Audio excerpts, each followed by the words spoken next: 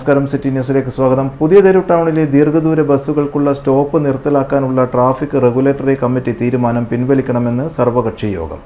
ഇത് ജനങ്ങളെ കൂടുതൽ ബുദ്ധിമുട്ടിക്കുന്ന തീരുമാനമാണ്. മാത്രവുമല്ല, ഈ ഗതാഗത പരിഷ്കരണം ചിറക്കലിൻ്റെ ഹൃദയഭാഗമായ പുതിയ തെരു പട്ടണത്തെ പൂർണ്ണമായും ഇല്ലാതാക്കുകയും പുതിയ തെരു വ്യാപാര മേഖലയെ തകർക്കുക എന്നതാണ് ട്രാഫിക് റെഗുലേറ്ററി കമ്മിറ്റിയുടെയും MLAയുടെയും തീരുമാനമെന്ന് പൊതുജനങ്ങളും വ്യാപാരികളും പറഞ്ഞു.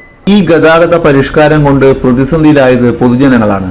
സ്ത്രീകളും കുട്ടികളും ഗർഭിണികളും വയോജനങ്ങളും ഭിന്നശേഷിക്കാരുമാണ് ഏറെ പ്രയാസപ്പെടുന്നത്. പുതിയ തെരുവിലെയും സമീപ പ്രദേശങ്ങളിലെയും യാത്രക്കാർ ഇനി മുതൽ തളിപ്പറമ്പ് ഭാഗത്തേക്കുള്ള ദീർഘദൂര ബസ്സിൽ കയറണമെങ്കിൽ പള്ളിക്കുളത്തോ പുതിയൊരു ഹൈവേ ജംഗ്ഷനിലേക്കോ കാൽനടയായോ മറ്റു വാഹനങ്ങളെ ആശ്രയിച്ചോ പോകണം. ഇത് യാത്രക്കാരുടെ പോക്കറ്റ് കാലിയാക്കാനുള്ള ശ്രമമാണ്.